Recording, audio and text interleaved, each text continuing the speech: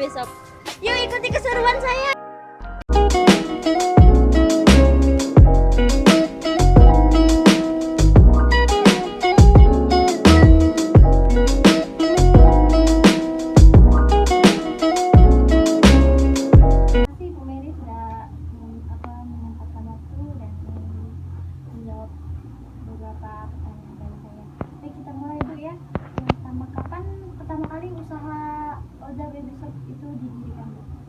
Pertama kali itu saya 2015 Bu ya, pertama kali ya.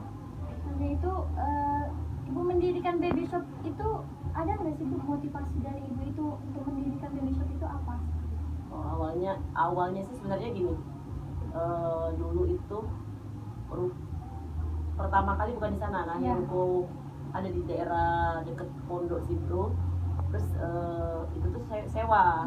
Kebetulan orang tua saya sewa di situ dan telanjur sewa 3 tahun dan nggak terpakai selama 1 tahun. Akhirnya saya tempati. Terus saya berpikir apa sih yang mau dibuka di sini, gitu kan?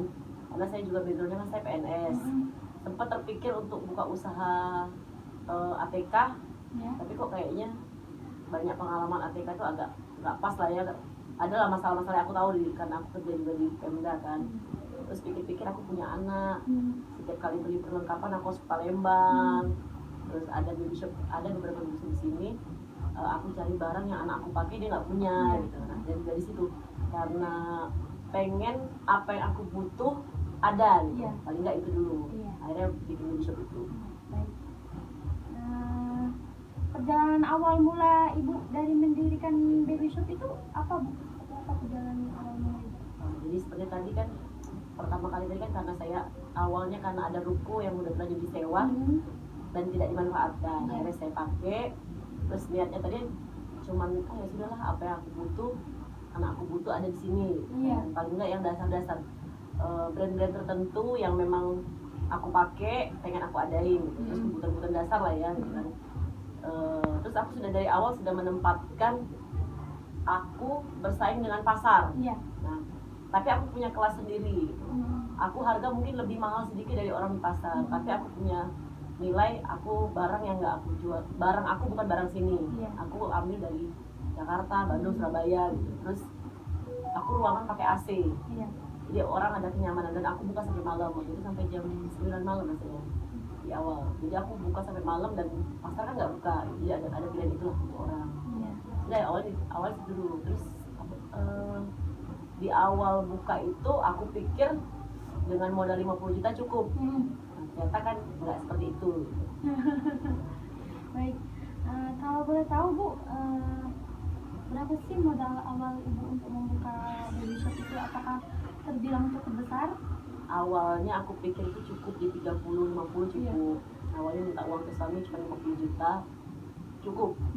Ternyata itu baru buat rak sendiri aku udah habisin 30 juta waktu itu. Wow, lumayan. Jadi tahun pertama aku buka, aku langsung beraniin pinjem ambil pinjaman bank kur BRI waktu itu. Setelah aku 6 bulan operasional, aku pinjam kur BRI 50 juta buat tambahan. Jadi dengan modal segitu pun barang itu masih kosong-kosong. Waktu awal buka itu yang aku buka punya barang 3 piece, tapi aku susun jarang-jarang, supaya terlihat banyak kan. Terus semua dijajar-jajarin padahal ruangannya kecil gitu. Itulah intinya tuh kalau modal itu kurang lebih aku untuk awal banget tuh 100 mungkin. Di luar aku penyembang ya itu, karena penyembang udah jalan. Berarti cukup besar Bu ya kalau cukup sampai besar. 100. Baik Bu, selanjutnya kalau boleh tahu juga selama ibu menjalankan baby shop ini berapa sih omset yang ibu dapatkan di tahun pertama, di awal pertama ibu? Tahun pertama. Ini omset per apa? Per tahunnya. Pas kalau per tahun aku kurang hitung ya, tapi kalau per bulan rata-rata kalau dulu per bulan itu aku bisa dapat sampai 60 juta. Lumayan per Bu ya. bulan. Tapi itu belum kotor ya, maksudnya omset seluruh ya. Itu 60 juta aku bisa dapat dulu. Masya Allah, lumayan banyak Bu ya. Nah, kalau dibandingkan dengan yang sekarang itu kira-kira berapa kali lipat Bu omsetnya? Nah, sekarang ini pertama tokonya lebih besar kan. Terus barangnya aku udah mulai lebih banyak, kan variannya udah banyak. Kalau sekarang kan orang udah lebih kenal kan. Nah, Kalau rata-rata sebelum pandemi aku itu sebulan itu bisa sampai 200 jutaan, 200 jutaan, terus 250 gitu lah sekitar itu. Dan musim panennya bisa aku di bulan puasa itu aku panen, benar panen gitu. Lumayan besar Bu ya omsetnya. Baik Bu, kira-kira kemarin kan sudah datang ke baby shopnya, terus melihat ada berapa pegawai. Nah, yang ingin saya tanya, total jumlah pegawai yang ada di baby shop itu ada berapa Bu? Total karyawan aku kan punya 4, tapi itu juga 4 itu bukan 4 itu seluruh ya, termasuk yang antar barang, yang suka ambil barang, terus yang kadang teknisi gitu. Yang standby di toko paling cuma 3 Tiga pegawai Bu ya. karyawan. Baik Bu, kalau misalkan kita nih lagi di masa pandemi kayak sekarang ini, apakah usaha Ibu tuh berdampak dengan situasi yang sekarang ini? Awal-awal 3 bulan pertama tidak berdampak, Ya. masih bisa, karena memang kebutuhan baby shop itu kan kebutuhan yang terus-terusan dipakai kan, kebutuhan orang tetap melahirkan kan, Iya. orang tetap anak-anak tuh tetap ganti baju gitu, pokoknya masih tidak berpengaruh. Nah di bulan keempat mulai nih berpengaruh. Iya. Terus kan aku kebetulan banyak juga barang-barang itu memang dari impor kan, Iya. jadi yang mereka juga stok. Terus aku kan juga punya pinjaman bank. Nah jadi kerasa banget pas di atas bulan ketiga, bulan 3 ke atas itu aku udah mulai kerasa pengaruhnya. Sampai saat ini masih terasa. Sekarang itu baru mau mulai bangkit. Tapi kayaknya itu memang semua keluhan semua yang baby shop di seluruh Indonesia, misalnya Jakarta pun yang distributor aku itu memang kewalahan karena kita akhirnya matiin modal. Iya. Modal kita kekurangan modal lah sampai sekarang akhirnya gitu. Berarti sangat berdampak sekali Bu ya Sangat. pandemi sekarang. Kami pikir sih awalnya nggak berpengaruh di Iya. 3 bulan pertama, ternyata pas kesini tuh pengaruh. Nah, untuk sekarang ini apakah keadaannya sudah kembali normal Bu walaupun masih pandemi seperti ini? Sebenarnya dibilang normal itu selama ini tuh normal, tapi tidak seperti biasanya Iya. gitu. Kalau dulu aku itu setiap minggu tuh pasti order barang, dan order barang keluar, bisa itu ke Jakarta, ke Surabaya gitu. Selain yang sales yang datang ya ke toko kan kami memang sudah lihat produk-produk seperti pigeon, itu kan memang sudah ada barangnya di Palembang, jadi tinggal sales yang datang, tempo per bulan dia bayar gitu kan. Nah karena aku udah kewalahan, produk-produk yang dari luar aku udah gak bisa masuk gitu, karena aku nggak sempet kumpulin uangnya. Iya. Baik, dari awal baby shop ini berdiri atau dimulai itu sampai dengan sekarang, ada nggak sih cara Ibu mempertahankan agar usaha itu tetap bertahan sampai dengan sekarang? Kalau apa ya gimana ya? Karena mungkin ini juga Mbak, aku di sini baby shop dulu mungkin ada 2 di sini, sekarang cuma 1 yang masih bertahan. Terus kayak tadi aku bilang, aku sudah menempatkan toko aku di mana gitu. Aku punya segmen sendiri. Aku menempatkan segmen. Jadi kalau kita mau usaha itu tuh kita tetapkan dulu, kita mau sama dengan yang lain atau berbeda.